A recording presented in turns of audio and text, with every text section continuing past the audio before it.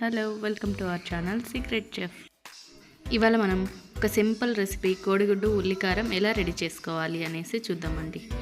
ముందుగా ఒక కడాయి పెట్టుకొని అందులోకి 2 టేబుల్ స్పూన్ల వరకు నూనె వేసుకోవాలి. ఈ రెసిపీకి ముందుగానే గుడ్లు ఉడికించి పెట్టుకోవాలండి. వేడెక్కిన నూనెలో ఆవాలు, జీలకర్ర, కరివేపాకు వేసి బాగా వేయించుకోవాలి. ఆ వెంటనే చిన్న చిన్న ముక్కలుగా కట్ చేసి పెట్టుకున్న 4 ఉల్లిపాయలని వేసుకొని తగినంత ఉప్పు చల్లుకొని బాగా వేపుకోవాలి. ఉల్లిపాయలు మంచి ట్రాన్స్లూసెంట్ కలర్కి వచ్చిన తర్వాత కొద్దిగా పసుపు చల్లుకోవాలి.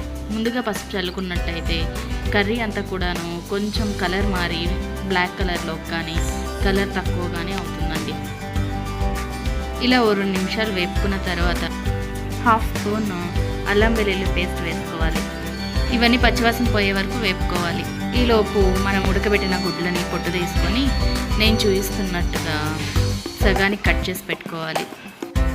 ఆ తర్వాత ఈ ఉల్లి వేపుడులో 2 స్పూన్ల కారం, 1/2 స్పూన్ వరకు ధనియాల పొడి వేసుకోవాలి. ఇవన్నీ బాగా కలియబెట్టుకొని ఒక ఫుల్ గ్లాస్ ఆఫ్ వాటర్ వేసుకోవాలండి. 5 నిమిషాలు ఆగిన తర్వాత ఇలా నేను చూపిస్తున్నట్టుగా గుజ్జులాగా మారుతుంది. అప్పుడు మనం కట్ చేసి పెట్టుకున్న ఎగ్స్ని బోర్లించి పెట్టుకోవాలి. మీకు వీడియోలో నేను చూపిస్తున్నట్టుగా పెట్టుకోండి. ఇలా ఒక 2 నిమిషాలు ఉడికిన తర్వాత మళ్ళీ ఎగ్స్ని ఫ్లిప్ చేసుకోవాలి.